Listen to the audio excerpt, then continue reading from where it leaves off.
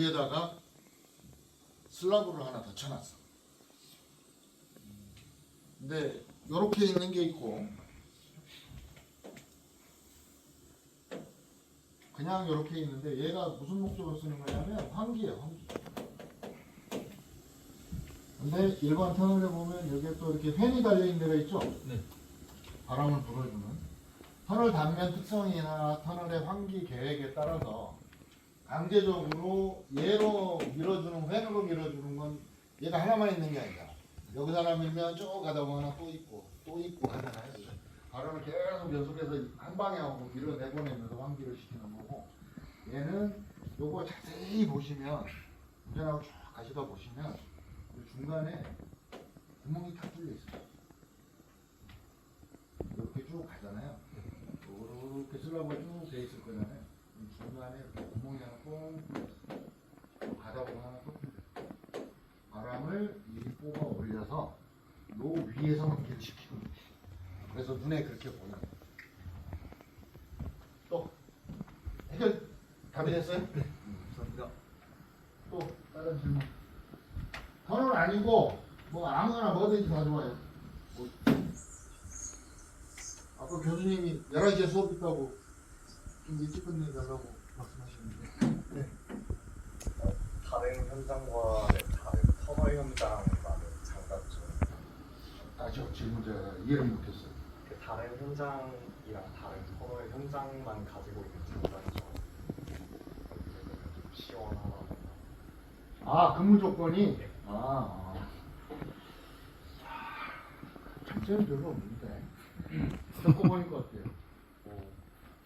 저는 개인적으로 생각해봤을 때 터널은 앞에 사무실을 하나씩 꼭 있습니다. 네. 그래서 그 직원들 좀 고속도로 연장 같은 곳에는 그런 컨테이너가 없다고 들었는데 그런 게 있는 게 좋은 것 같고, 그리고 터널은 24시간이 필수다 보니까 야간 타면은 휴무일을 따로 챙겨주는 것도 저는 장점이라고 생각합니다.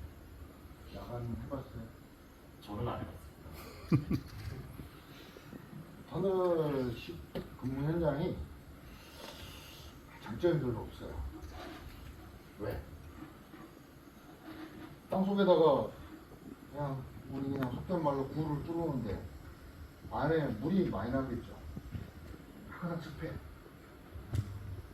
물이 많으니까 습하지.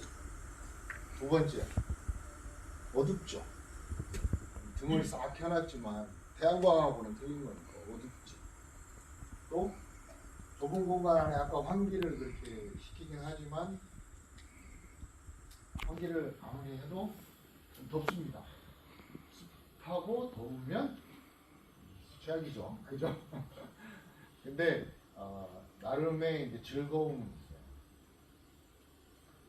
뭔가 이게 터널이 아까 사이클 CCTV 영상 보신 것처럼 항상 이렇게 매끄럽지는 않아요. 가장 매끄럽게 지나간 한 타임을 제가 잘라서 이렇게 해놓은 거예요. 근데 땅 속에 아무도 모르는 집안에 가서 불착을 하는데 여러 가지 변수들이 많이 발생을 하죠. 그 암이 그대로 유지를 하겠어요.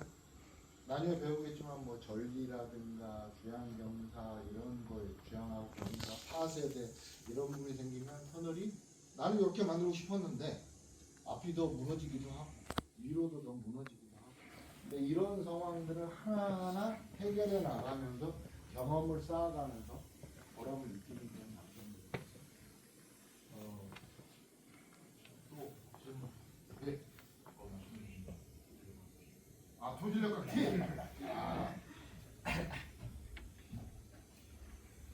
토질력 각기. 내가 뭐 때문에 그걸 질문을 하라고 했냐면, 현장에 이렇게 근무를 하다 보면 저도 그랬어요. 저도 처음 이 회사에 들어가서 현장에서 이런저런 일을 배울 때 학교에서 배운 거하고 현장에서 실제 하는 거하고 처음엔 너무 괴리감이 너무 컸었어요. 학교에서 배운 거하고 현장하고 너무 틀리네. 왜 이러는 거야? 뭐 이런 내용은 많이 있고, 최근 들어서 젊은 직원들 중에 적응하기 힘들어서 이렇게 고민이 많은 직원들, 그럼 우리 직급보다 이 사원이나 이런 사람 직원들이 하는 얘기 중에도 제가 고민했던 그와 같은 고민한 질문들을 많이 합니다. 그런 애로사항입니다. 저는 이제 이렇게 경험을 해나가면서 아 이거구나, 학교에서 배운 게 절대 버릴 게 없구나, 이런 생각을 참 많이 하면서 지금까지 온 것 같아요. 이게 뭐냐면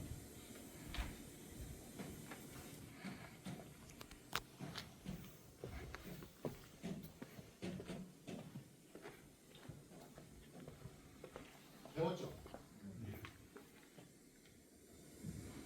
어려워요? 나 배울 때 되게 어려웠어. 수리수문학, 토지력학 너무 어려웠어. 근데 얘는 이거죠. 2학년도 다 배웠죠? 안 배웠어야지? 아직 안 배웠어요? 아, 좀 설명을 하면서 가야 되는데 다 알아듣는 줄 알고 그냥 대충 쓰기만 했는데 전달능력은 점착력 플러스 유효능력 곱하기 설계도 파이.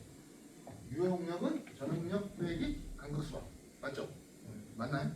제대로 이거 실수하면 안 되잖아.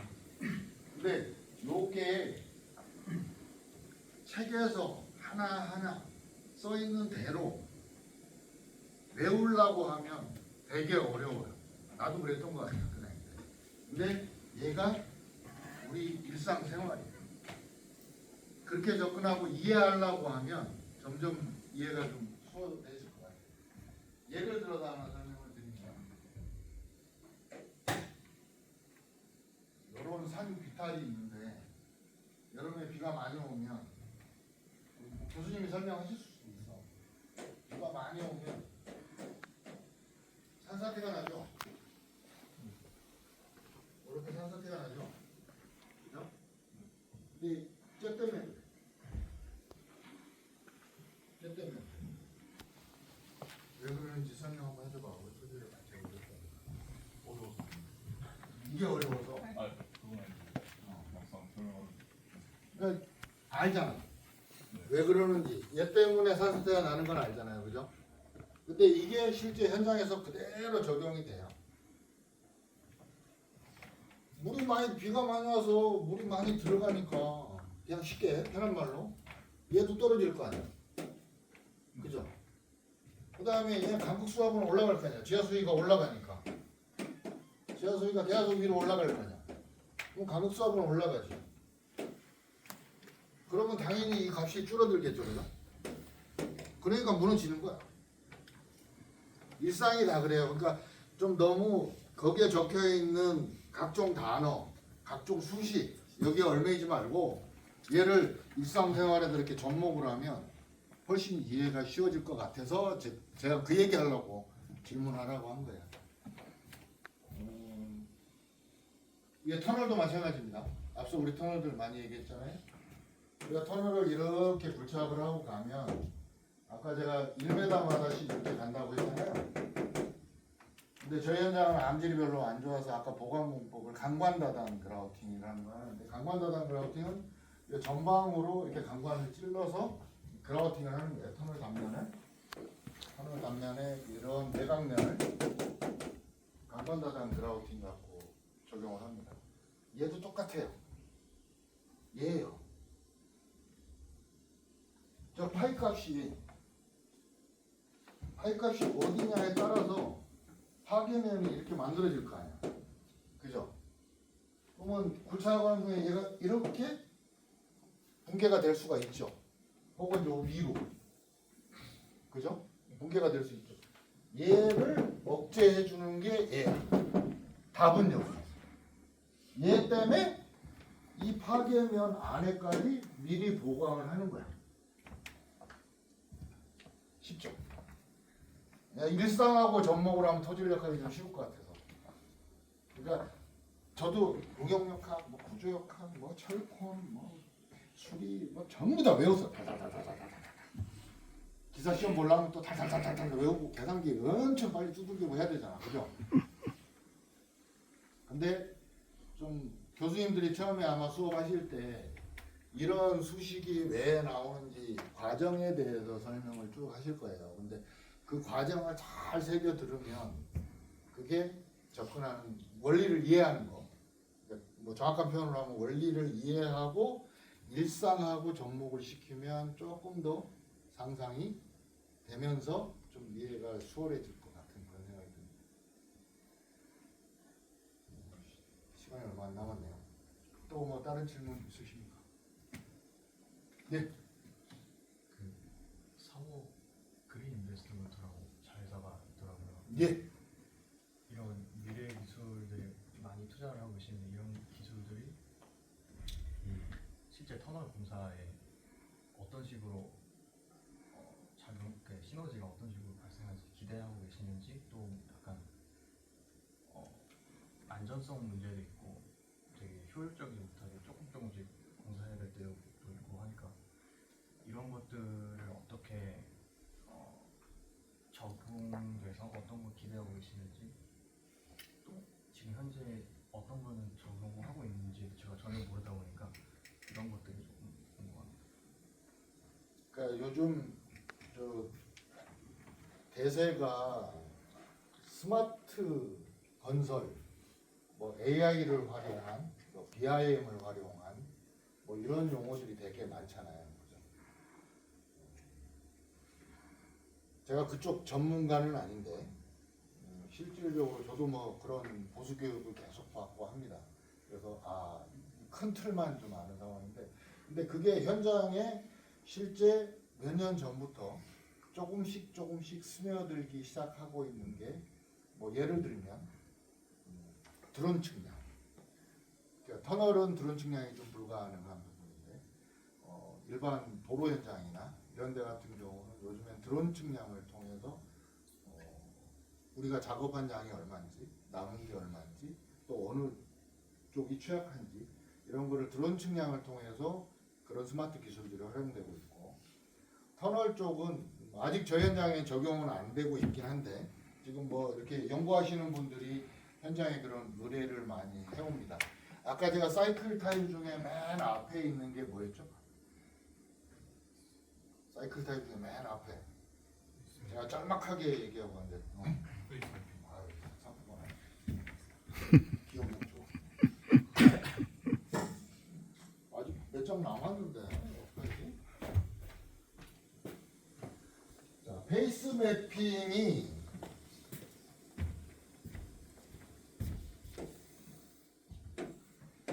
터널 단면 안에 보면 암이 항상 하나의 덩어리는 아니거든요. 이렇게 전리들이 있고 물방울이 떨어지기도 하고 어느 구간은 전리가 되게 불균질하게 이렇게 형성이 되어 있는 경우도 있고, 근데 이 페이스 매핑을 통해서 제가 암반의 등급을 결정한다 그랬잖아요. 암반의 등급을 결정하는 국내에서 가장 많이 쓰는 방법이 RMR 점수를 계산하는 거예요. RMR 점수를 통해서 암반의 등급을 결정하는데 이 매핑도 그렇고 RMR 점수를 계산해 내는 것도 그렇고 극히 저 개인적인 생각은 규정은 정확하게 있습니다. 그렇지만 점수를 계산하는 건 극히 주관적이에요. 보는 사람 시각에 따라 틀린 거니까. 그리고 측정을 할 때 어디를 측정하느냐에 따라서 틀려지는 거니까. 근데 그런 부분에 대해서 요즘에는 이거를 3D 스캐닝을 통해서, 그러니까 앞에다가 3D 스캐너를 설치를 해서 3D 스캐너로 막장면을 스캐닝해서 그걸 통해서 점수가 계산이 되고 매핑이 되는 이런 기술들이 지금 개발이 일부 돼서 현장에 일부 적용하는 데도 있고 저희 현장에도 그런 의뢰들이 좀 오고 있고, 근데 이제 약간의 아직은 좀 애로사항이 좀 있는 게 발주처마다 원하는 포맷이 좀 틀려요. 그러니까 뭐 국가철도공단, 한국도로공사 혹은 뭐 지자체, 서울시 이런 거에 따라서 원하는 그 포맷이 좀 틀리다 보니까 그런 포맷을 다 해결하기 위한 그런 과정 중에 있지 이미 개발은 다 되어 있습니다. 그래서 이런 부분에도 터널은 그러면 좀 더 객관화할 수 있겠죠. 사람 오늘은 제가 했는데 내일은 다른 직원이 하고 이럴 때마다 이게 바뀔 수 있잖아요. 근데 이런 게 조금 더 이제 객관화 시키고 또 AI 빅데이터나 이런 걸 활용하는 그런 예로 지금 진행 중인 사안들이 있습니다. 향후 진로에 대한 질문들이 필요해요. 이게 오늘 잡 페스티벌 하잖아요. 뭐 체육관에서 한다고 하는데 저도 오후에 좀 같이 있으면서 좀 다시 우리 저 본사에서 온 직원들하고 같이 좀 하면서 하려고 계획을 하고 있는데 회사에 대한 부분에 대해서는 좀 궁금하신 부분들 많이 참여해서 질문하면 또 이렇게 설명을 드리도록 하고 저희하고 지금 국립경북대학교하고 이제 이런 MOU 체결을 통해서 여러 가지 협업을 같이 시도를 하고 있는 중인데 저는 저희 회사가 속한 그룹이 전문 건설 업체라는 건 아시죠?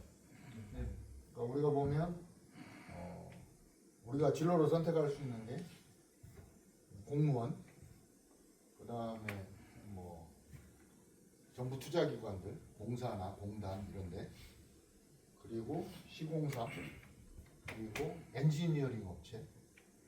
뭐 엔지니어링 업체는 뭐 실제 설계하는 파트나 아니면 감리하는 파트, 그리고 이제 우리 같은 전문 건설 업체 이렇게 있는데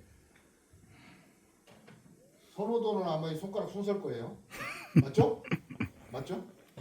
맞죠? 맞는 거 현실이잖아. 우리 아들내미 저 후반기 아니 25년도에 소방공무원 공채 시험에 3년째 도전을 해서 이제 올해 합격을 해서 내년에 가는데 제가 옆에서 3년째 준비하는 거 보니까 진짜 너무 안쓰럽더라고. 근데 노력해서 이 손가락 순서대로 갈 수 있으면 가야지. 뭐 그걸 적극적으로 가라고 합니다. 근데 맨 아픈 새끼손가락이지만 전문건설 업체 중에는 사무개발이 여러분들도 뭐 다 아시겠지만 가장 메이저다. 매출액도 그렇고 급여도 그렇고 또 근무 여건도 그렇고 전문건설 업체 중에 한 달에 8일 근무를 보장하는 회사가 제가 알기로 저희 회사밖에 없는 걸로 알고 있어요. 또 이제 대표님 오시고 나서 대표님 강력하게 추진하셔야 됩니다. 전체적으로 탄탄한 회사고 역사가 50년이 됐는데 50년 동안 꾸준히 성장하면서 잘 성장한 업체입니다. 여기까지는 공식적인 멘트. 비공식적 멘트. 모르겠어요. 저도 처음 출발을 전문건설 업체에서 출발해서 지금 사목개발이라는 너무나 좋은 회사에서 근무를 하고 있지만 세월이 지나면서 제가 느끼는 건 뭐냐면 어느 게 가장 만족스러운 직장 생활이냐. 결국에는 자기 만족이 중요한 거잖아요. 자기가 행복해야 되잖아. 똑같은 돈을 벌더라도 혹은 비록 조금 적게 벌더라도 내가 행복한 직장을 선택했으면 좋겠다. 그런 뜻에서 좀 말씀드리고 싶은 게 저는 요즘 어디서 행복감을 느끼느냐. 처음에 일 배울 때는 잘 몰랐어요. 앞서 얘기한 것처럼. 근데 지금은 내가 기술자구나 라는 생각에 너무 자부심을 많이 느끼고 또 행복감을 많이 느낍니다. 방금 얘기한 이런 하나하나의 과정들 속에 직접 참여하면서 직접 그 기술을 하나하나 익혀가고 그 경험을 통해서 나만의 기술이 만들어지는 그 파트가 요 5가지 중에 어딜까? 점점 제가 처음 이 업을 시작할 때는 좀 길어져서 죄송합니다. 제가 이 업을 처음 시작했을 때는 1번, 2번 빼고 3, 4, 5번은 다 기술자 같았어요. 그리고 그 시절에는 그렇게 일들을 했었고. 근데 현재는 1, 2, 3, 4번은 제 개인적인 판단에는 그냥 관리자입니다. 관리자. 서류 행령만 하는 관리자. 근데 실제 현장에서 몸으로 익히고 그 기술을 하나하나를 만들어가는 거는 결국에는 내가 있는 위치가 그 위치구나 하는 그런 생각을 요즘 많이 가지고요. 제가 이 업을 하면서 가장 많이 즐겨 쓰는 단어를 몇 가지 적어볼게요.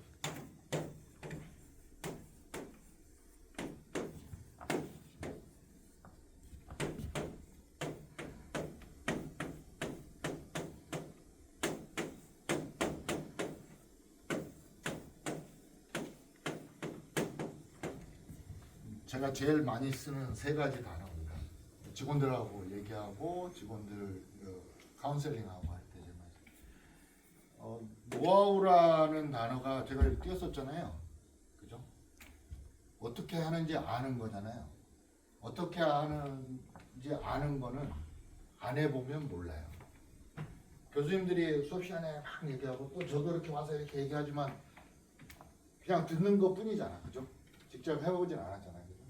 그래서 직접 해봐야 얘가 경험이 쌓이고 이게 결국에는 기술이 된다라는 게 제가 생각하는 이 업에 종사하면서 가장 가슴에 새기고 하는 단어가 이 부분이고, 직원들한테는 요 두 개는 성장을 하기 위해서, 조직 내에서 성장을 하기 위해서 가져야 될 가장 마음속에 좀 항상 품고 살았으면 좋겠다라고 강조하는 게 관심과 책임감입니다. 이 앞에 걸어가다가 지갑이 하나, 예를 들면 지갑이 하나 떨어져 있는데 지갑이 떨어져 있구나 하고 가는 사람이 있고, 그죠? 이 지갑을 주워서 파출소에 가서 신고하는 사람이 있죠. 그죠? 저는 이제 후자가 돼야 된다라고 항상 직원들한테 얘기해요. 닥치는 일에 대해서, 나한테 주어지는 일에 대해서 좀 더 관심을 갖고, 그리고 그 일을 스스로 혹은 주변의 도움을 받아서 이걸 끝까지 해결해 보려고 하는 그런 책임감, 이 두 가지만 가지고 일을 하다 보면 어느 순간에, 성장은 항상 이런 오르막길이 아니거든요. 항상 요 앞에 있는 것처럼 계단이거든요. 어느 순간에 걷다 보면 내가 한 계단 더 올라가 있고 또 한 계단 올라가 있고 이렇게 좀 될 수 있을 것 같은 그런 마음이고요. 여러분들도 좀 그냥 나이 먹은 꼰대가 와서 잔소리했다 생각하지 마시고 좀 그래도 조금이나마 좀 마음에 좀 담아 두셨으면 하는 그런 바람이 있습니다. 더 질문 없으시면 오늘 이걸로 마치도록 하겠습니다. 감사합니다.